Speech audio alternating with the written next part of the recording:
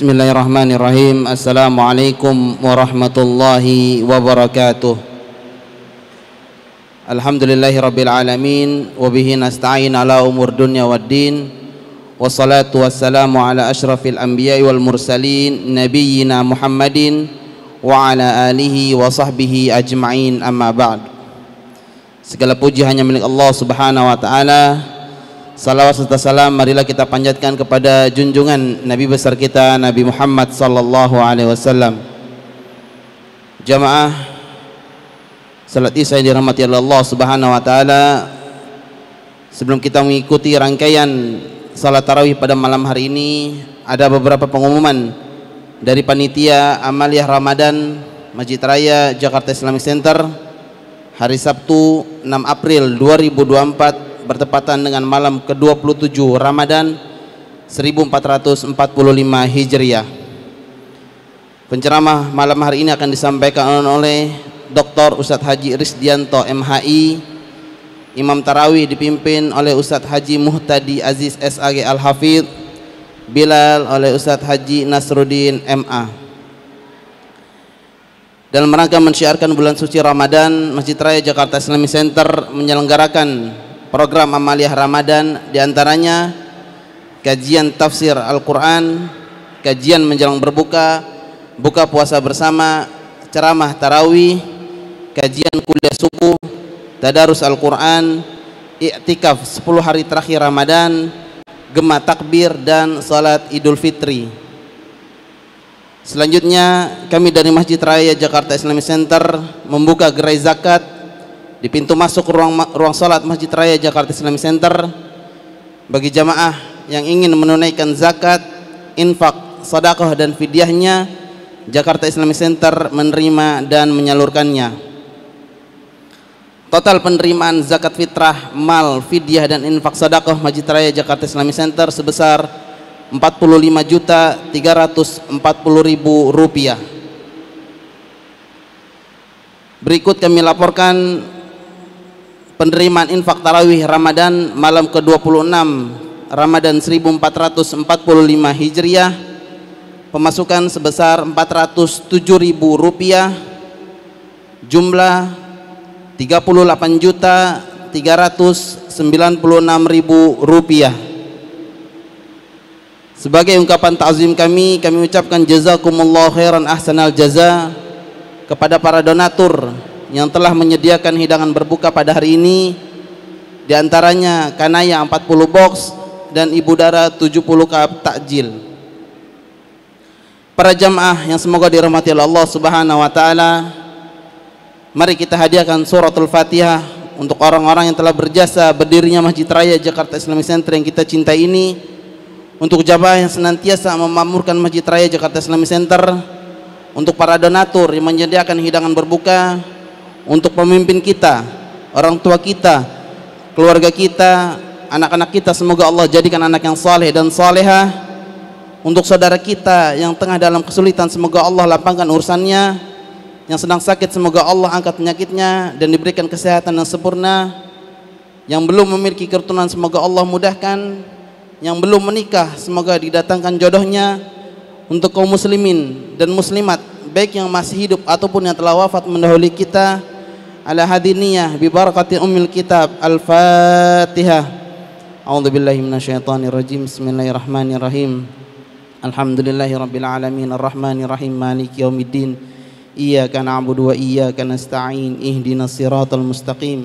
Siratal ladzina an'amta 'alaihim ghairil maghdubi 'alaihim waladdallin. Amin. Selanjutnya mari kita simak dan ikuti kajian tarawih pada malam hari ini yang insyaallah akan disampaikan yang mulia karena Allah Dr. Ustadz Haji Risdianto MHI. Kepadanya kami persilahkan. Demikian pengumuman yang dapat kami sampaikan, kurang dan lebihnya mohon maaf. Wabillahi taufik wal hidayah. Wassalamualaikum warahmatullahi wabarakatuh.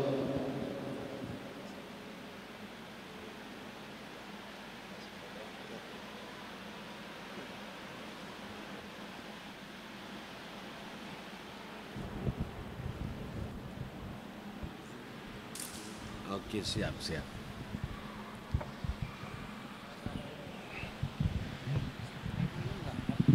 Bismillahirrahmanirrahim.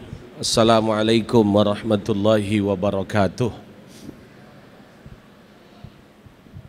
Alhamdulillahilladzi lam yalid wa lam yulad wa lam yakul lahu kufuwan ahad. Allahumma salli ala sayyidina Muhammad wa ala alihi wa sahbihi ajma'in. Amma ba'd. Subhanaka la ilma lana illa ma 'allamtana innaka antal alimul hakim. Bersyukur kehadirat Allah Subhanahu wa ta'ala dengan mengucapkan alhamdulillahi rabbil alamin. Salawat dan salam kita persembahkan kehariban alam Nabi besar Muhammad Rasulullah sallallahu alaihi wa alihi wasallam. Tema tausiah di malam ke-27 Ramadan 1445 Hijriah malam hari ini berjudul aspek zakat fitrah dalam dimensi spiritual.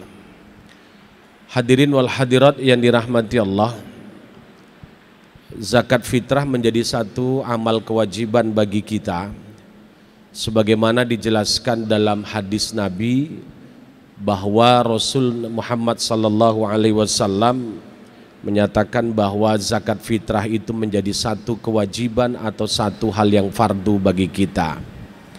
Sehingga dalam Al-Quran juga dijelaskan banyak ayat-ayat Al-Quran yang menerangkan dan menjelaskan kewajiban untuk membayar zakat. Aqimus sholah wa atuz zakah. Dan beberapa versi ayat yang lain yang artinya memerintahkan kepada kita untuk wajib membayar zakat. Maka pada kesempatan malam hari ini secara spesifik kita akan memahami, akan membahas bagaimana aspek spiritual dalam ibadah zakat fitrah yang sudah kita lewati atau yang akan kita kerjakan.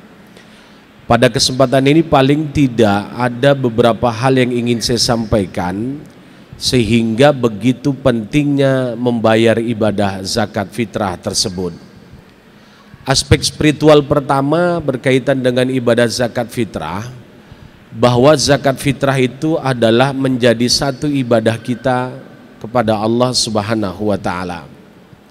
Maka dengan demikian orang yang membayar zakat fitrah atau yang disebut dengan muzakki, orang yang membayar zakat fitrah, berarti itu adalah orang yang beribadah kepada Allah.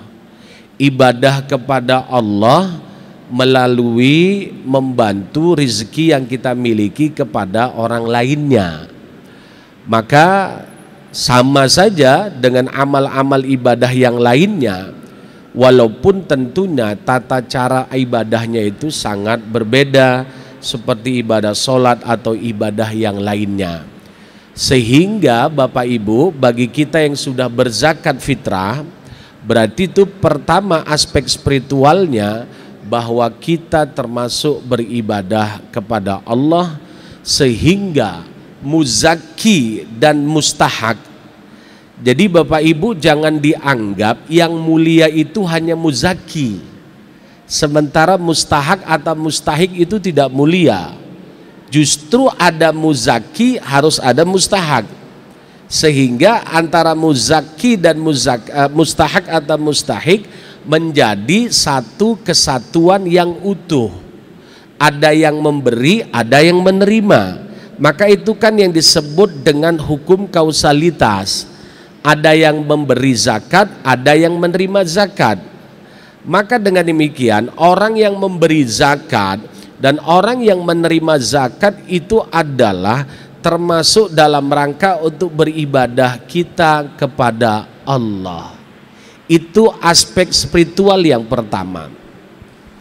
Aspek spiritual yang kedua adalah berkaitan zakat fitrah itu kedudukannya adalah pelengkap dari amal ibadah puasa yang sudah kita kerjakan. Dalam satu hadis Rasul sallallahu alaihi wasallam pernah bersabda, "Syahrul Ramadan mu'allaqun bainas samai wal ar la yarfa'u illa yarfa'u ilallah illa bizakatil fitri. Artinya puasa Ramadan, amal ibadah puasa Ramadan yang sedang kita lakukan, yang sudah kita lakukan itu tergantung pahalanya tidak sampai kepada Allah, hanya sampai di antara langit dan bumi, tidak sampai kepada Allah kecuali dengan membayar zakat fitrah. Maka Bapak Ibu sekalian, supaya Ramadan kita, ibadah puasa kita itu diterima Allah, pahalanya nyampe kepada Allah, maka harus ditutup dengan membayar zakat fitrah. Pesan saya melalui hadis ini, kalau bagi kita yang belum membayar zakat fitrah, segeralah dibayar. Jangan ditunda-tunda. Jangan tunggu entar sok. Kita khawatir nanti zakat fitrahnya enggak kebayar. Kenapa? Karena sudah banyak kebutuhan untuk lebaran. Maka dengan demikian, zakat fitrah, aspek yang bisa dilihat aspek spiritualnya adalah ternyata zakat fitrah yang kita bayarkan Bapak Ibu itu bisa menjadi pelengkap penerimanya amal ibadah puasa Ramadan kita. Masya Allah. Jadi supaya Ramadan kita diterima Allah pahalanya, maka pesan Nabi untuk melengkapinya bayar zakat fitrah. Itu aspek spiritual yang kedua. Aspek spiritual yang ketiga dari ibadah zakat ini apa? Bahwa esensinya zakat itu kan dalam kategori hidup harus berbagi. Kita yang punya rizki maka harus berbagi rizki kepada orang yang nggak punya, sehingga harta yang kita miliki harus disalurkan kepada orang yang berhak menerimanya. Sehingga ketika kita sudah membayar zakat, maka filosofinya, endingnya adalah yang namanya berbagi bukan hanya sekedar selesai di zakat fitrah saja. Ini yang harus dipahami Bapak Ibu. Jadi manfaatnya dari kita ibadah zakat fitrah itu setelah Ramadan, setelah Syawal, setelah Lebaran, maka yang namanya berbagi itu harus tetap kita berkesinambungan, istiqomah, continue, terus menerus. Jangan kita menganggap kalau sudah membayar zakat selesai urusan berbagi, tentu tidak. Dalam item berzakat memang selesai, tapi Islam sudah menjelaskan ada beberapa choice, ada beberapa alternatif ibadah yang disebut dengan filantropi dalam rangka kita berbagi kepada orang lainnya, yang kita kenal dengan jiswaf. Apa itu jiswaf? Zakat, infak, sedekah, dan wakaf. Kalau momentum Ramadan plus 1 Syawal sampai sholat Id, itu yang kita kenal adalah momentumnya zakat fitrah. Maka setelah selesai membayar zakat fitrah, jadikan zakat fitrah itu sebagai ikon, sebagai moto, sebagai kendaraan lokomotif kita dalam rangka hidup harus berbagi kebahagiaan. Jangan waktu susah aja cerita sama orang berbagi, tapi kalau lagi senang, lagi bergembira, lagi banyak harta, lagi banyak duit, banyak rezeki, kita nggak mau berbagi. Bagi juga Ustadz, tapi baginya bagi cerita doang. Ini kurang pas. Ceritanya selangit, saya kemarin dapat proyek Ustadz begini begono, ya nggak banyak sih Ustadz, cuma dapat 5M. Ya cerita doang, Tapi kalau datang sama Ustadz, nih Ustadz, kemarin aku dapat 5M, Ustadz aku kasih 5 juta. Ustadznya seneng nggak Bapak? Pasti senang seperti itu. Ini ceritanya cuman omdo saja, ceritanya gede, tapi orang disuruh mendengarkan sebagai pendengar budiman. Orang pun males. Maka oleh karena itu, momentum zakat fitrah itu jadikan untuk follow up-nya pasca Ramadan. Ayo kita hidup itu senang berbagi kepada orang lain. Maka dalam satu riwayat juga dijelaskan, dalam rangka memotivasi kita hidup mesti berbagi, tidak akan pernah kecium surga kita hidup dalam keadaan kenyang sementara saudara-saudara kita hidup dalam kelaparan. Kemudian dalam hadis riwayat Imam Muslim bahwa dijelaskan al-yadul ulya khairun minal yadis sa'il. Imam Nawawi menafsirkan dalam kitab Syarah Sahih Muslimnya, al-yadul mu'ti khairun minal yadis sa'il.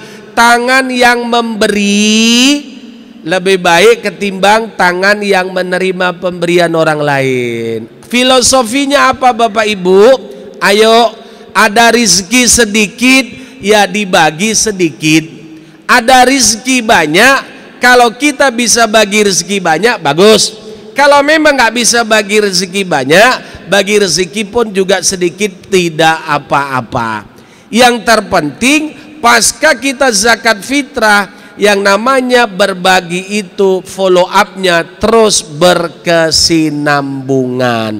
Berarti aspek yang dikategorikan selanjutnya, aspek religinya, atau yang dikategorikan aspek keagamaannya dari ibadah zakat fitrah itu apa? Hidup harus senang berbagi kebahagiaan. Bapak kalau lagi bahagia cerita sama orang, jangan lagi susah aja, banyak utang, nggak tahu yang diajak cerita pun lebih parah susahnya Pak. Ya jangan seperti itu. Kalau kita lagi susah diem-diem aja lah. Tapi kalau kita lagi kaya, lagi banyak rezeki, cerita sama orang. Tapi bukan hanya sekedar diceritain. Setelah diceritain bagi orang, traktir, ngopi bareng, makan bareng. Jadi seperti itu hidup. Kalau kita rajin berbagi, insya Allah banyak orang yang doain kita Bapak Ibu. Betul nggak? Tapi kalau kita hidup pelit, medit, bakhil, kikir, sampai-sampai istilah kata orang Melayu, saking pelitnya kita, apa kata orang Melayu? Gimana nggak pelit Ustadz? Dosanya saja nggak dibagi sama kawan. Bayangkan Bapak Ibu, dosanya nggak dibagi sama kawan, apalagi berkaitan rezeki dan pahalanya. Maka kembali kepada tema sentral kita bahwa aspek spiritual dalam ibadah zakat itu, aspek spiritual dalam ibadah zakat fitrah paling tidak ada 3 yang sudah disampaikan. Pertama, orang yang berzakat fitrah itu adalah beribadah kepada Allah. Yang kedua, bahwa orang yang sudah membayar zakat fitrah, kedudukan zakat fitrah menjadi pelengkap supaya ibadah puasa kita diterima Allah, sebagaimana dalam satu hadis.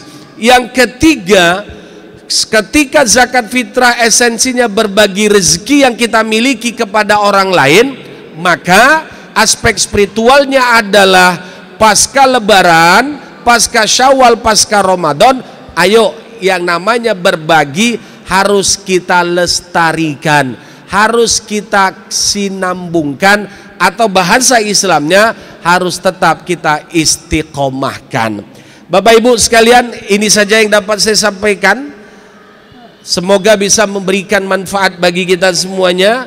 Semoga di malam hari ini, malam 27 Ramadan, 26 Ramadan sudah kita lewati. Semoga amal ibadah 26 Ramadan yang sudah kita lewati berterima di sisi Allah Subhanahu wa taala. Amin. Semoga doa dan hajat kita di selama Ramadan ini diterima oleh Allah Subhanahu wa taala. Amin.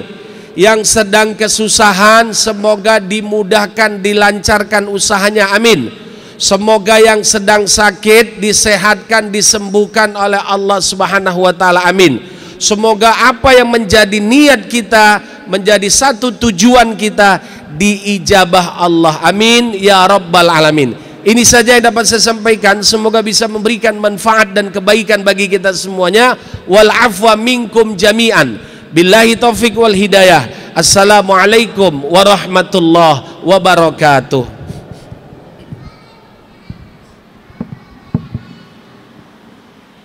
صلوا سنة التراويح ركعتين جميعا رحمكم الله.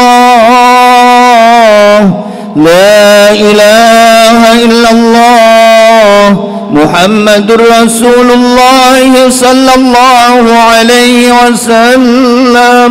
اللهم صل وسلم وبارك عليه. استووا اعتدلوا سووا صفوفكم إن تسجد الصفوف من تمام.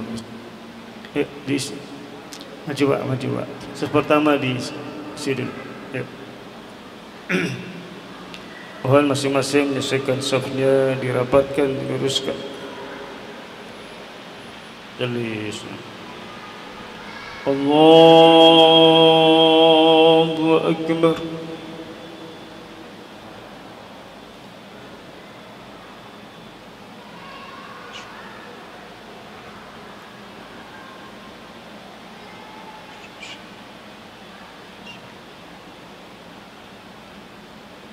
بسم الله الرحمن الرحيم.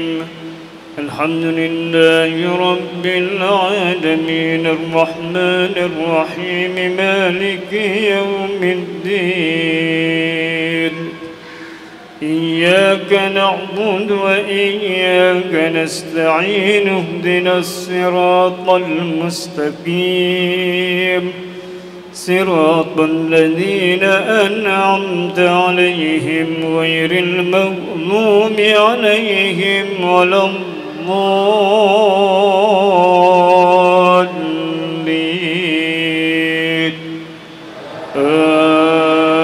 آمين. سيقول السفهاء من الناس ما ولاهم عن قبلتهم التي كانوا عليها قل لله المشرق والمغرب يهدي من يشاء إلى صراط مستقيم. وكذلك جعلناكم أمة وسطا لتكونوا شهداء على الناس ويكون الرسول عليكم شهيدا. وما جعلنا القبلة التي كنت عليها إلا لنعلم من يتبع الرسول ممن ينقلب على عقبيه. وإن كانت لكبيرة إلا على الذين هدى الله وما كان الله ليضيع إيمانكم إن الله بالناس لرؤوف رحيم. الله أكبر.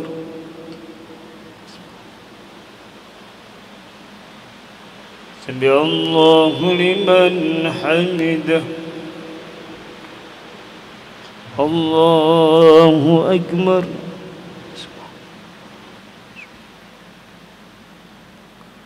الله أكبر. الله أكبر.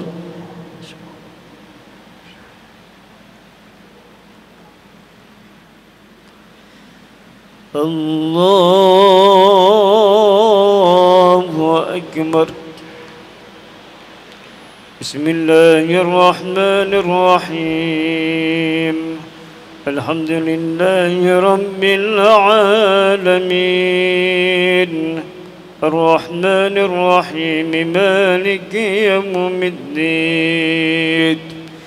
إياك نعبد وإياك نستعين اهدنا الصراط المستقيم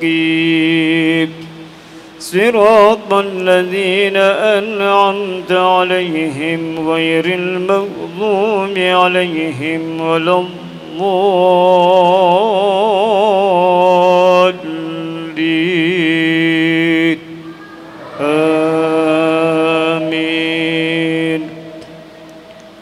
قد نرى تقلب وجهك في السماء فلنولينك قبلة ترضاها فول وجهك شطر المسجد الحرام وحيث ما كنتم فولوا وجوهكم شطره وإن الذين أوتوا الكتاب ليعلمون أنه الحق من ربهم وما الله بغافل عما يعملون.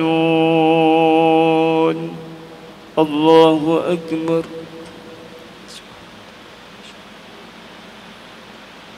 سمع الله لمن حمده.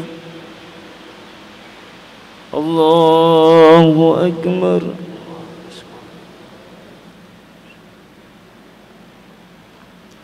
الله أكبر. الله أكبر.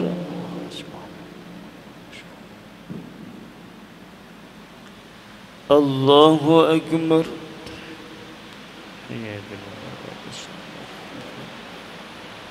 السلام عليكم.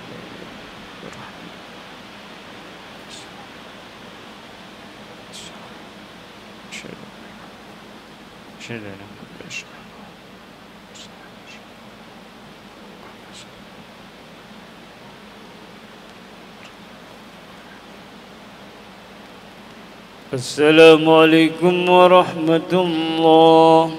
السلام عليكم ورحمة الله. صلوا سنة التراويح ركعتين جميعا رحمكم الله. لا إله إلا الله محمد رسول الله صلى الله عليه وسلم. اللهم صل عليه. الله أكبر. بسم الله الرحمن الرحيم. الحمد لله رب العالمين الرحمن الرحيم مالك يوم الدين. إياك نعبد وإياك نستعين. اهدنا الصراط المستقيم صراط الذين أنعمت عليهم غير المغضوب عليهم ولا الضالين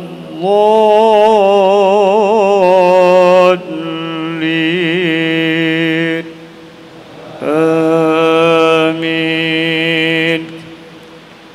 ولئن أتيت الذين أوتوا الكتاب بكل آية ما تبعوا قبلتك وما أنت بتابع قبلتهم وما بعضهم بتابع قبلة بعض ولئن اتبعت أهواءهم من بعد ما جاءك من العلم إنك إذا لمن الظالمين.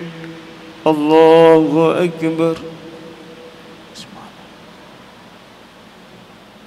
سمع الله لمن حمده. الله أكبر. الله أكبر. الله أكبر.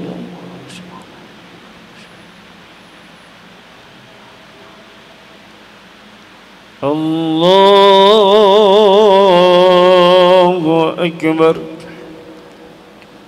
بسم الله الرحمن الرحيم.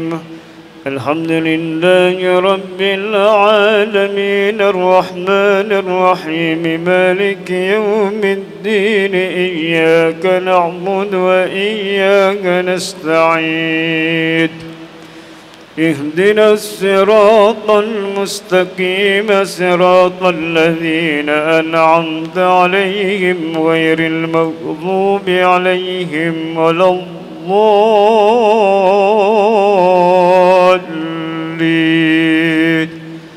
آمين.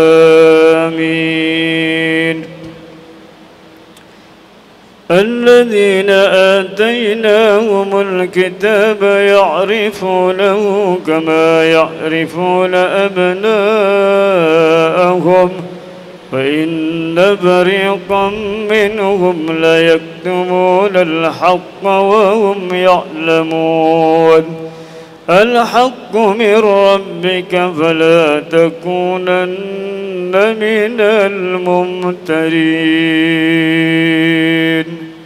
الله أكبر. سمع الله لمن حمده.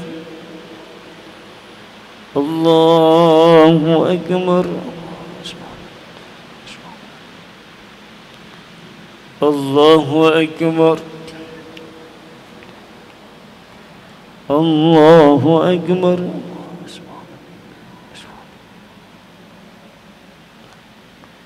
الله أكبر. يا نبي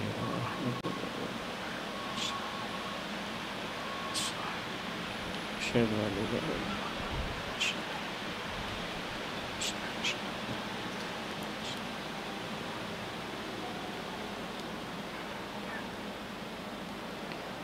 السلام عليكم ورحمة الله. السلام عليكم ورحمة الله. أشهد أن لا إله إلا الله. أستغفر الله. نسألك رضاك والجنة ونعوذ بك من سخطك والنار. اللهم إنك عفو كريم تحب العفو فاعف عنا يا كريم. صلوا سنة التراويح ركعتين جميعا رحمكم الله. لا إله إلا الله محمد رسول الله صلى الله عليه وسلم. صل عليه. الله أكبر. بسم الله الرحمن الرحيم. الحمد لله رب العالمين الرحمن الرحيم مالك يوم الدين. إياك نعبد وإياك نستعين. الصراط المستقيم صراط الذين أنعمت عليهم غير المغضوب عليهم ولا الضالين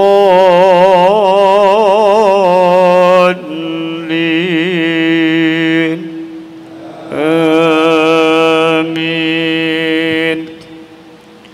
ولكل وجهة موليها فاستبقوا الخيرات أينما تكونوا يأتي بكم الله جميعا إن الله على كل شيء قدير. ومن حيث خرجت فول وجهك شطر المسجد الحرام وإنه للحق من ربك وما الله بغافل عما تعملون. الله أكبر.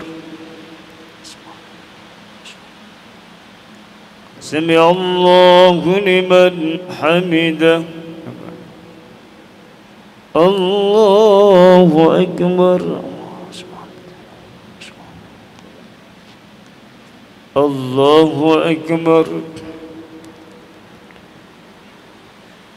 الله أكبر.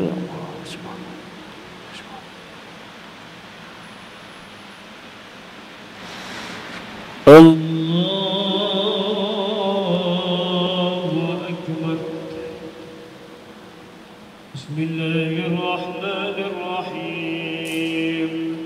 الحمد لله رب العالمين الرحمن الرحيم مالك يوم الدين إياك نعبد وإياك نستعين اهدنا الصراط المستقيم صراط الذين أنعمت عليهم غير المغضوب عليهم ولا الضالين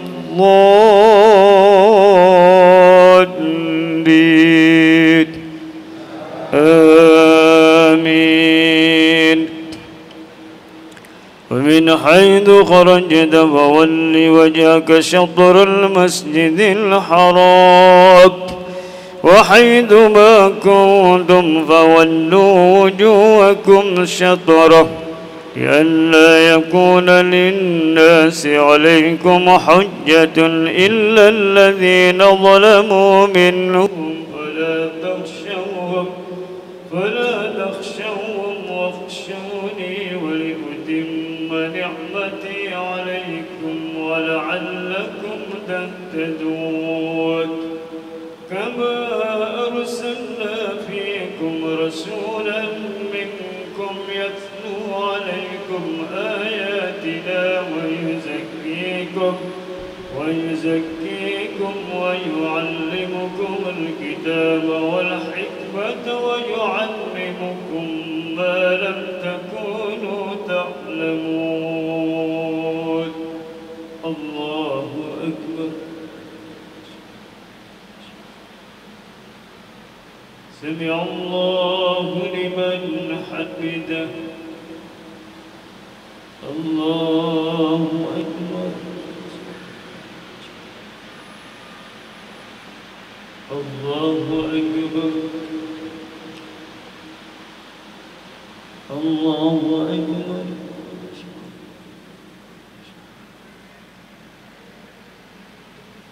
الله أكبر.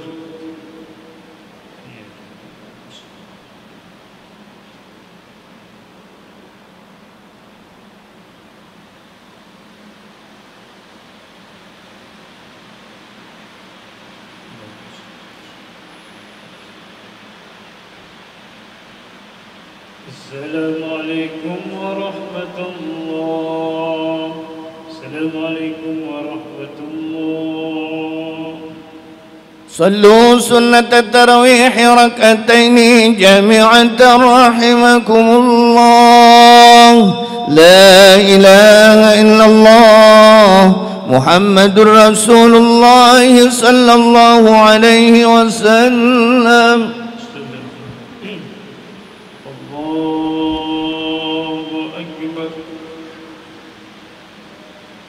بسم الله الرحمن الرحيم. الحمد لله رب العالمين الرحمن الرحيم مالك يوم الدين إياك نعبد وإياك نستعين اهدنا الصراط المستقيم صراط الذين أنعمت عليهم غير المغضوب عليهم ولا الضالين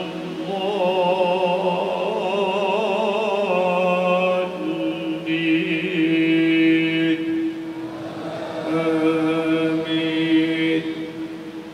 اذكروني أذكركم واشكروا لي ولا تكفرون. يا أيها الذين آمنوا استعينوا بالصبر والصلاة إن الله مع الصابرين. ولا تقولوا لمن يقتل في سبيل الله أموات بل أحياء ولكن لا تشكرون. الله أكبر. سمع الله لمن حمده. الله أكبر الله أكبر الله أكبر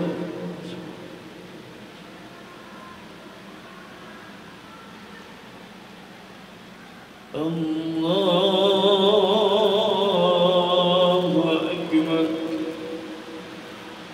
بسم الله الرحمن الرحيم الحمد لله رب العالمين الرحمن الرحيم مالك يوم الدين إياك نعبد وإياك نستعين اهدنا الصراط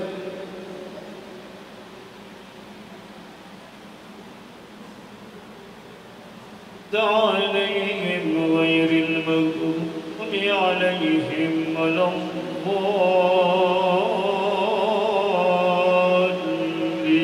الضالين آمين ولنبلونكم بشيء من الخوف والجوع ونقص من الأموال والأنفس والثمرات وبشر الصابرين الذين إذا أصابتهم مصيبة قالوا إنا لله وإنا إليه راجعون أولئك عليهم صلوات من ربهم ورحمة وأولئك هم المهتدون الله أكبر سمع الله لمن الله أكبر الله أكبر الله أكبر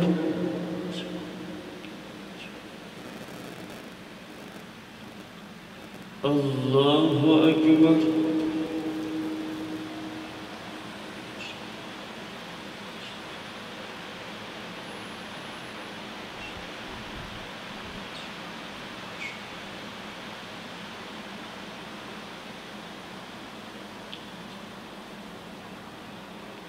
السلام عليكم ورحمة الله السلام عليكم ورحمة الله أشهد أن لا إله إلا الله أستغفر الله نسألك رضاك والجنة ونعوذ بك من سخطك والنار اللهم إنك عفو كريم تحب العفو فاعف عنا يا كريم صلوا سنة التراويح ركعتين جميعا رحمكم الله لا إله إلا الله محمد رسول الله صلى الله عليه وسلم اللهم صل وسلم الله أكبر بسم الله الرحمن الرحيم الحمد لله رب العالمين الرحمن الرحيم مالك يوم الدين إياك نعبد وإياك نستعين اهدنا الصراط المستقيم صراط الذين أنعمت عليهم غير المغضوب عليهم ولا الضالين آمين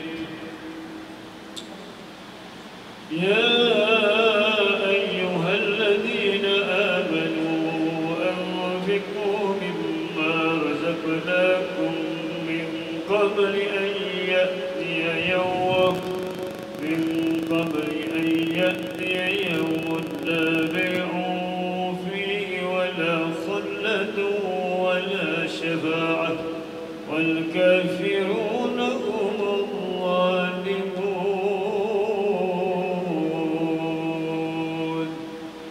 الله أكبر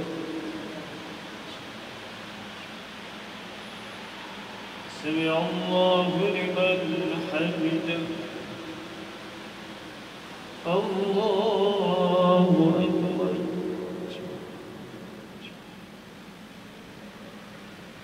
الله أكبر الله أكبر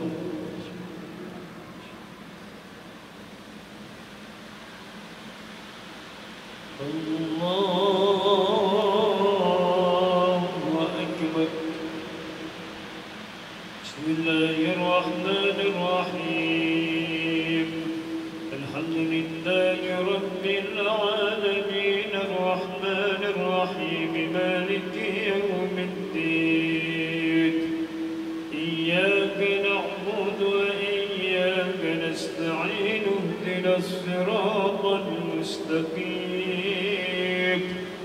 صراط الذين أنعمت عليهم غير المغضوب عليهم ولا الضالين آمين الله لا إله إلا هو الحي القيوم لا تأخذه سنة ولا نوم له ما في السماوات وما في الأرض من ذا الذي يشفع عنده إلا بإذنه يعلم ما بين أيديهم وما خلفهم ولا يحيطون بشيء من علمه إلا بما شاء وسع كرسيه السماوات والأرض ولا يئوده حفظهما وهو العلي العظيم الله أكبر سمع الله لمن حمده الله أكبر الله أكبر الله أكبر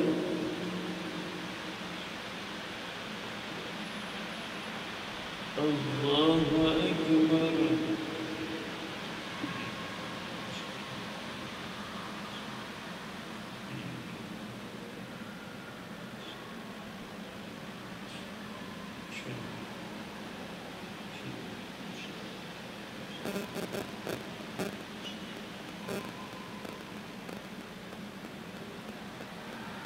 السلام عليكم ورحمة الله السلام عليكم ورحمة الله صلوا سنة التراويح ركعتين جميعا رحمكم الله لا إله إلا الله محمد رسول الله صلى الله عليه وسلم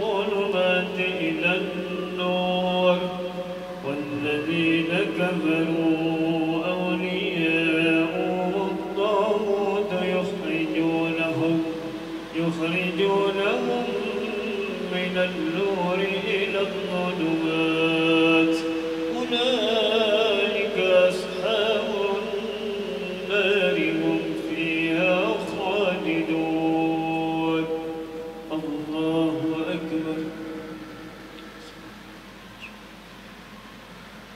سمع الله لمن حمده الله أكبر الله أكبر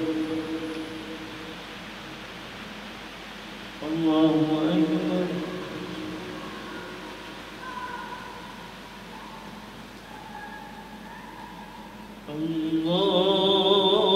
الله أكبر بسم الله الرحمن الرحيم الحمد لله رب العالمين الرحمن الرحيم مالك يوم الدين إياك نعبد وإياك نستعين اهدنا الصراط المستقيم صراط الذين أنعمت عليهم غير المغضوب عليهم ولا الضالين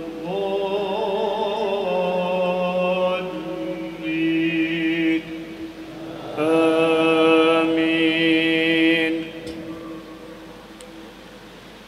ألم تر إلى الذي حاج إبراهيم في ربه أن آتاه الله الملك إذ قال إبراهيم ربي الذي يحيي ويميت قال أنا أحيي وأميت قال إبراهيم فإن الله يأتي بالشمس من المشرق فأت بها من المغرب فبهت الذي كفر والله لا يهدي القوم الظالمين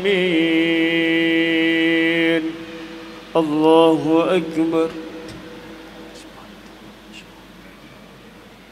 سمع الله لمن حمده الله أكبر الله أكبر الله أكبر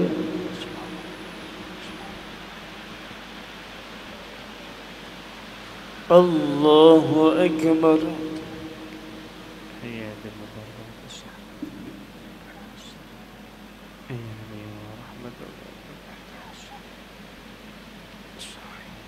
أشهد أن لا إله إلا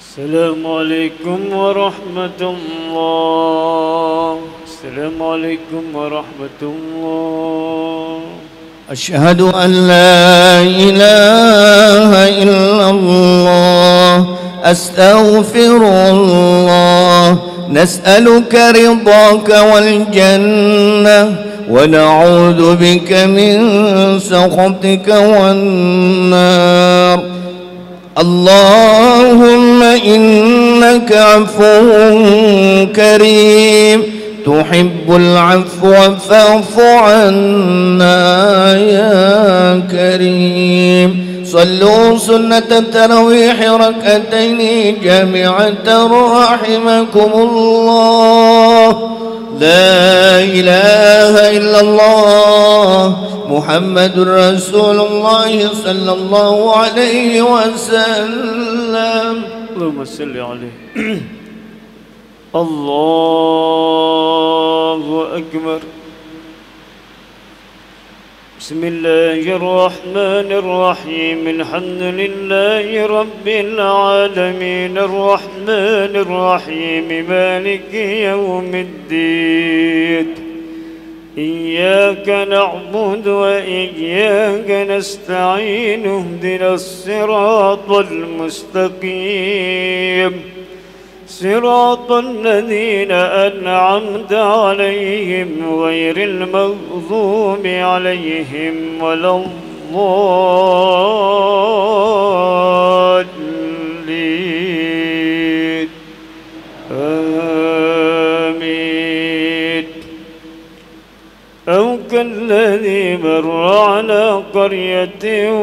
وهي خاوية على عروشها قال أنى يحيي هذه الله بعد موتها فأماته الله 100 عام ثم بعثه قال كم لبثت قال لبثت يوما أو بعض يوم قال بل لبثت 100 عام فانظر إلى طعامك وشرابك لم يتسنه وانظر إلى حمارك ولنجعلك آية للناس وانظر إلى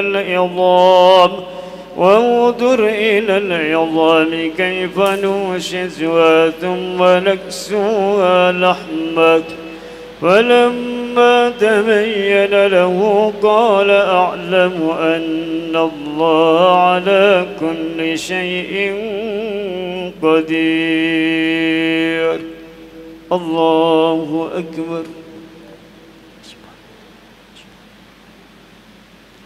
سمع الله لمن حمده.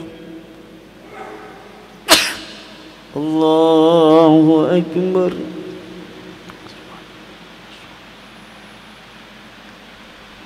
الله أكبر. الله أكبر.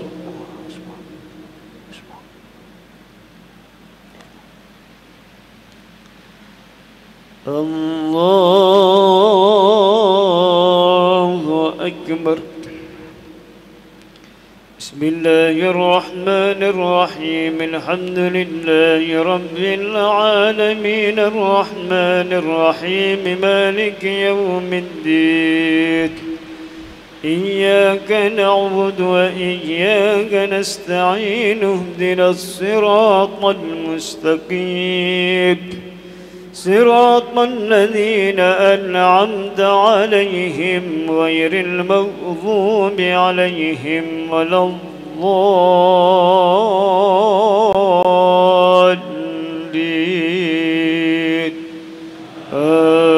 آمين. إذ قال إبراهيم ربي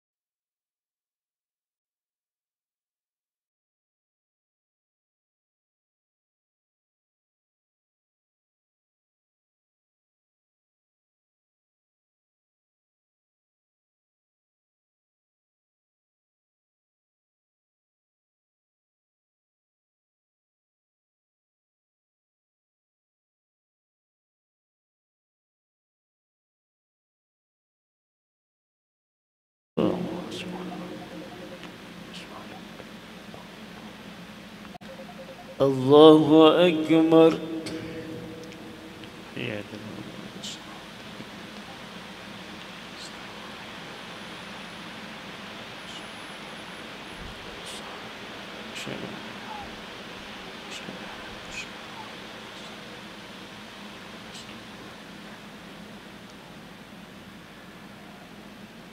السلام عليكم ورحمة الله. السلام عليكم ورحمة الله.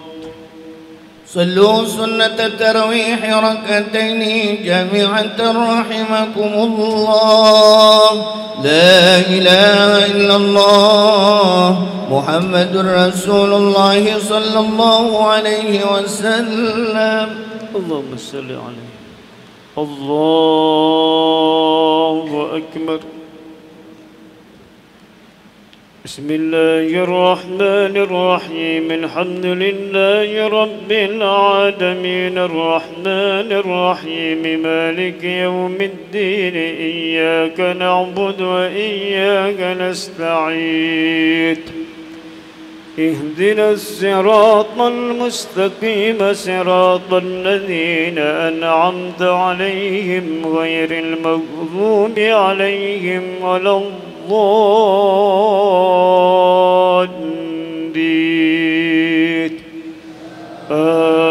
آمين. وإذ قال إبراهيم رب أرني كيف تحيي الموتى قال أولم تؤمن قال بلى ولكن ليطمئن قلبي قال فخذ أربعة من الطير فاسرهن إليك ثم اجعل على كل جبل منهن جزعا ثم ادعهن يأتينك سعيك واعلم أن الله عزيز حكيم. مثل الذين ينفقون أموالهم في سبيل الله كمثل حبة أنبتت 7 سنابل في كل سنبلة 100 حبة والله يضاعف لمن يشاء والله واسع عليم. الله أكبر. سمع الله لمن حمده. الله أكبر.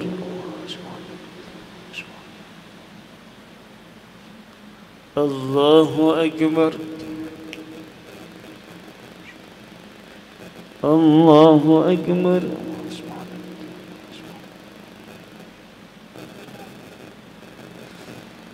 الله أكبر.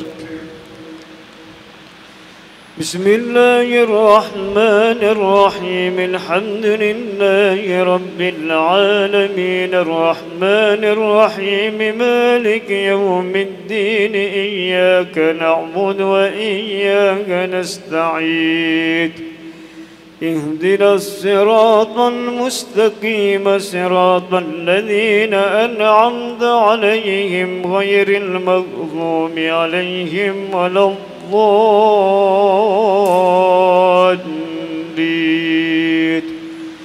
آمين. الذين ينفقون أموالهم في سبيل الله ثم لا يتبعون ما أنفقوا منا ولا أذى لهم أجرهم عند ربهم ولا خوف عليهم ولا هم يحزنون. قول معروف ومغفرة خير من صدقة يتبعها أذى والله غني حليم. الله أكبر. سمع الله لمن حمده.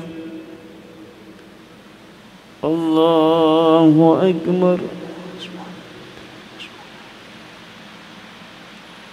الله أكبر. الله أكبر.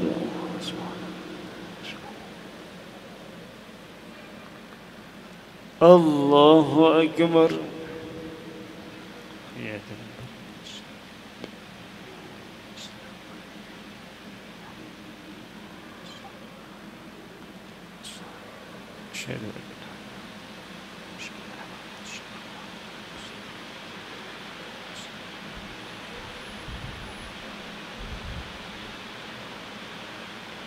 السلام عليكم ورحمة الله. السلام عليكم ورحمة الله. أشهد أن لا إله إلا الله أستغفر الله نسألك رضاك والجنة ونعوذ بك من سخطك والنار اللهم إنك عفو كريم تحب العفو فاعف عنا يا كريم صلوا سنة التراويح ركعتين جامعة رحمكم الله لا إله إلا الله محمد رسول الله صلى الله عليه وسلم الله أكبر بسم الله الرحمن الرحيم الحمد لله رب العالمين الرحمن الرحيم مالك يوم الدين إياك نعبد وإياك نستعين اهدنا الصراط المستقيم صراط الذين أنعمت عليهم غير المغضوب عليهم ولا الضالين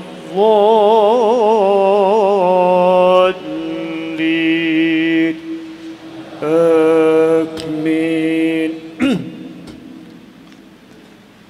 يا أيها الذين آمنوا لا تبطلوا صدقاتكم بالمن والأذى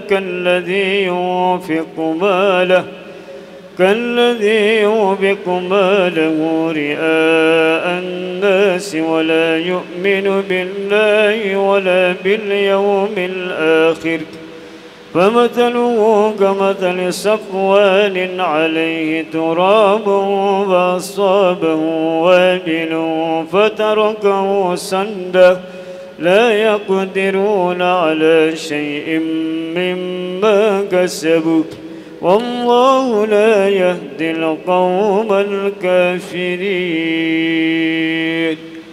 الله أكبر سمع الله لمن حمده الله أكبر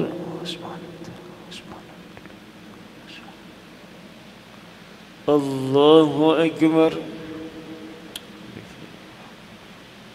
الله أكبر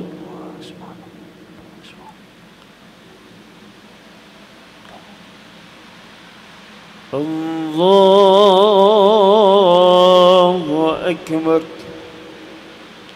بسم الله الرحمن الرحيم الحمد لله رب العالمين الرحمن الرحيم مالك يوم الدين إياك نعبد وإياك نستعين اهدنا الصراط المستقيم صراط الذين أنعمت عليهم غير المغضوب عليهم ولا الضالين آمين الذين يأكلون الربا لا يقومون إلا كما يقوم الذي يتخبطه الشيطان من المس ذلك بأنهم قالوا إنما البيع مثل الربا وأحل الله البيع وحرم الربا فمن جاءه موعظة من ربه فانتهى فله ما سلف وأمره إلى الله ومن عاد فأولئك أصحاب النار هم فيها خالدون الله أكبر سمع الله لمن حمده الله أكبر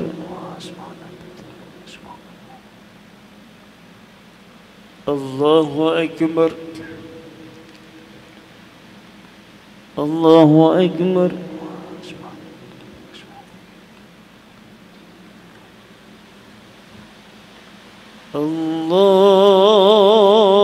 الله أكبر.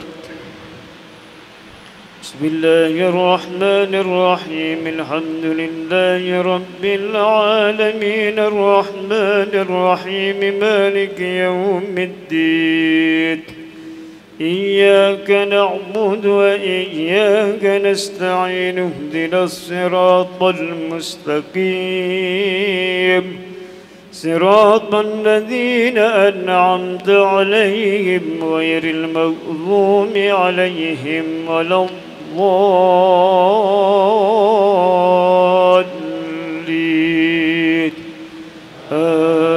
آمين. يمحق الله الربا ويربي الصدقات والله لا يحب كل كفار أثيم. إن الذين آمنوا وعملوا الصالحات وأقاموا الصلاة وآتوا الزكاة لهم أجرهم عند ربهم ولا خوف عليهم ولا هم يحزنون. يا أيها الذين آمنوا اتقوا الله وذروا ما بقي من الربا إن كنتم مؤمنين. الله أكبر. سمع الله لمن حمده. الله أكبر. الله أكبر. الله أكبر.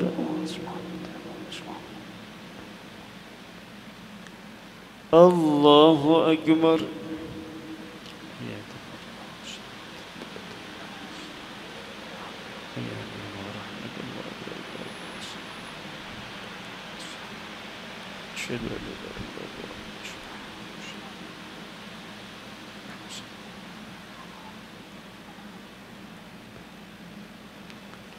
السلام عليكم ورحمة الله.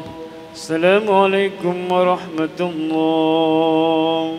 صلوا سنة التراويح ركعتين جميعا رحمكم الله. لا إله إلا الله محمد رسول الله صلى الله عليه وسلم.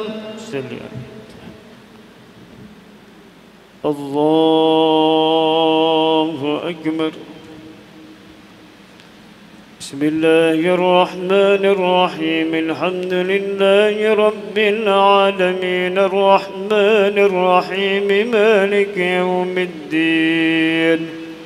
إياك نعبد وإياك نستعين اهدنا الصراط المستقيم صراط الذين أنعمت عليهم غير المغضوب عليهم ولا الضالين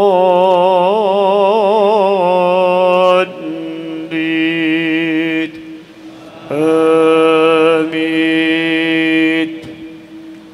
فإن لم تفعلوا فأذنوا بحرب من الله ورسوله وإن تبتم فلكم رؤوس أموالكم لا تظلمون ولا تظلمون. وإن كان ذو عسرة فنظرة إلى ميسرة وأن تصدقوا خير لكم إن كنتم تعلمون. الله أكبر. سمع الله لمن حمده. الله أكبر. الله أكبر. الله أكبر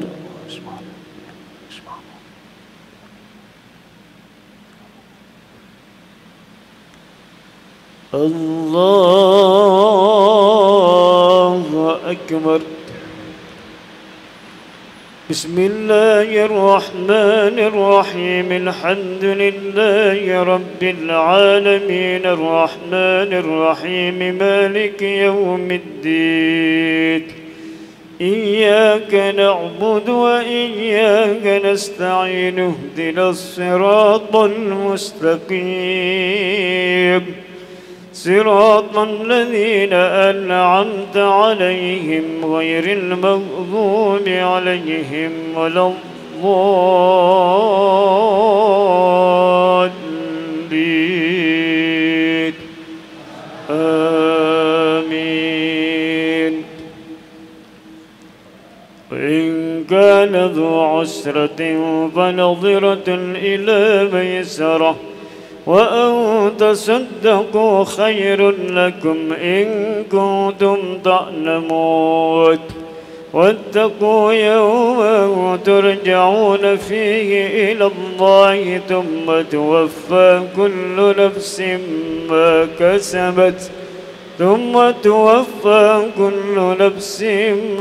كسبت وهم لا يظلمون. الله أكبر. سمع الله لمن حمده. الله أكبر. الله أكبر. الله أكبر.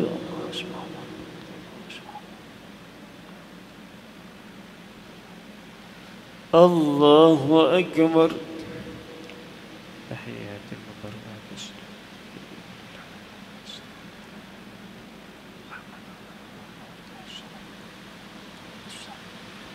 أشهد أن لا إله إلا الله.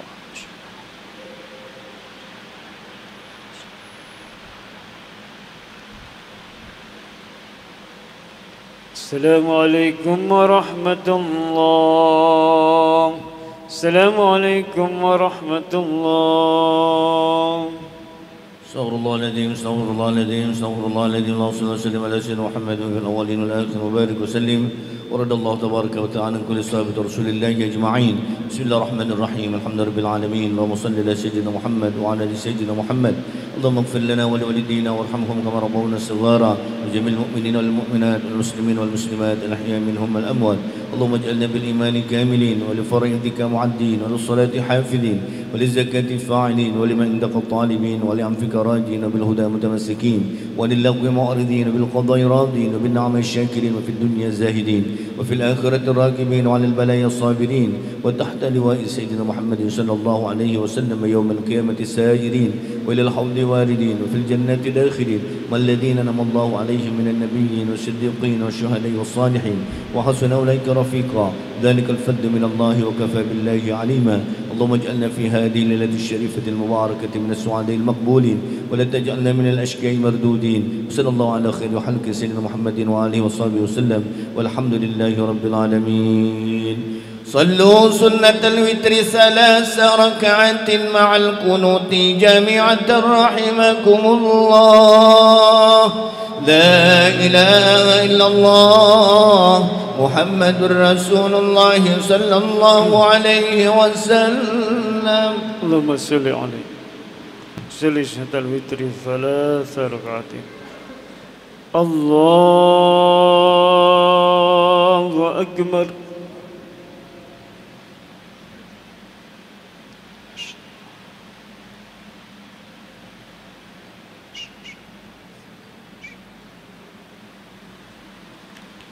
بسم الله الرحمن الرحيم.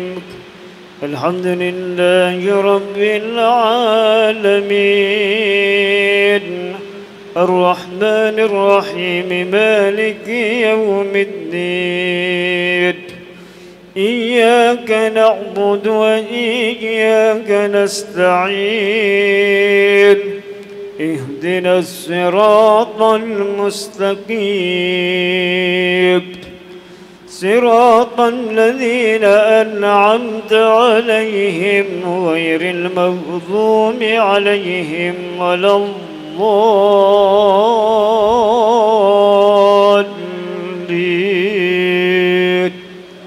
آمين.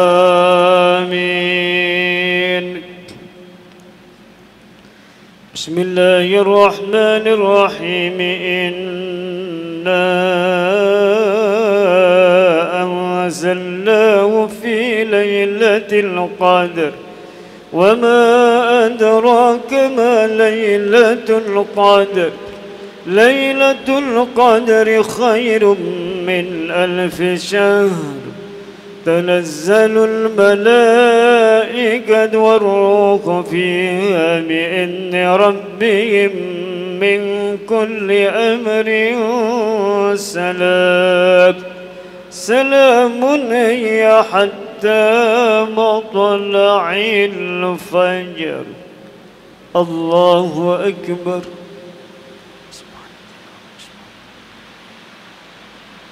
سمع الله لمن حمده. الله أكبر.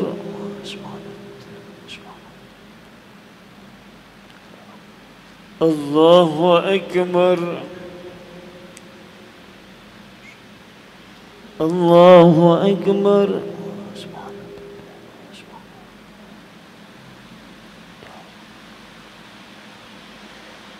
الله أكبر. بسم الله الرحمن الرحيم. الحمد لله رب العالمين الرحمن الرحيم مالك يوم الدين. إياك نعبد وإياك نستعين. اهدنا الصراط المستقيم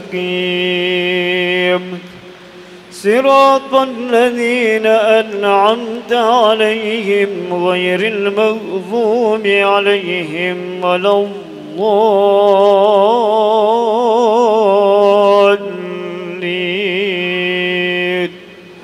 آمين. بسم الله الرحمن الرحيم. قل يا أيها الكافرون لا أعبد ما تعبدون ولا أنتم عابدون ما أعبد ولا أنا عابد ما عبدتم ولا أنتم عابدون ما أعبد لكم دينكم ولي دين. الله أكبر. سمع الله لمن حمده. الله أكبر.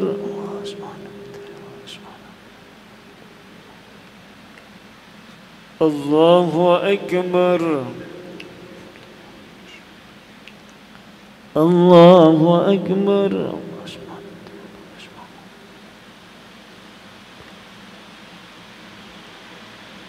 الله أكبر. بسم الله الرحمن الرحيم. الحمد لله رب العالمين الرحمن الرحيم مالك يوم الدين. إياك نعبد وإياك نستعين. اهدنا الصراط المستقيم صراط الذين أنعمت عليهم غير المغضوب عليهم ولا الضالين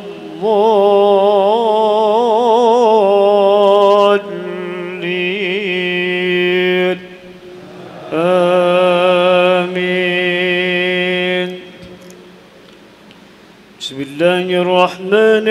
الرحيم قل هو الله أحد الله الصمد لم يلد ولم يولد ولم يكن له كفوا أحد بسم الله الرحمن الرحيم قل أعوذ برب الفلق من شر ما خلق ومن شر غاسق إذا وقب ومن شر النفاثات في العقد ومن شر حاسد إذا حسد بسم الله الرحمن الرحيم قل أعوذ برب الناس ملك الناس إله الناس من شر الوسواس الخناس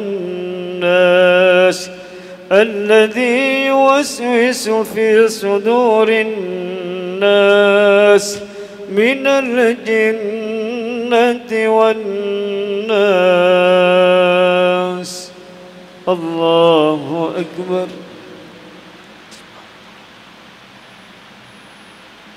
سمع الله لمن حمده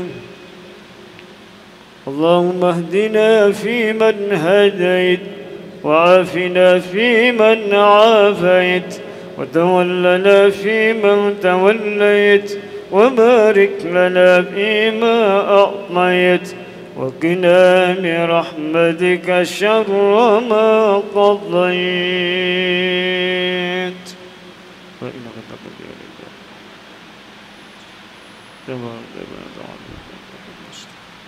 صلى الله عليه وسلم الله أكبر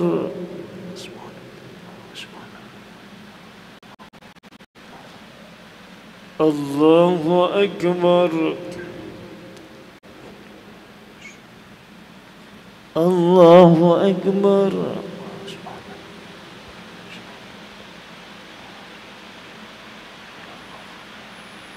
الله أكبر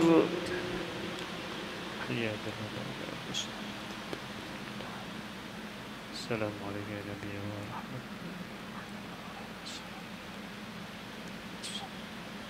أشهد أن لا إله إلا الله وأشهد أن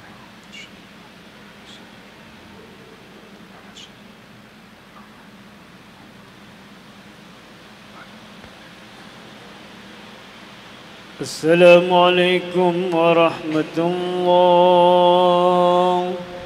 السلام عليكم ورحمة الله سبحان الملك القدوس سبحان الملك القدوس سبحان الملك القدوس سبوح قدوس ربنا ورب الملائكة والروح أشهد أن لا إله إلا الله أستغفر الله نسألك رضاك والجنة ونعوذ بك من سخطك والنار اللهم إنك عفو كريم تحب العفو فاعف عنا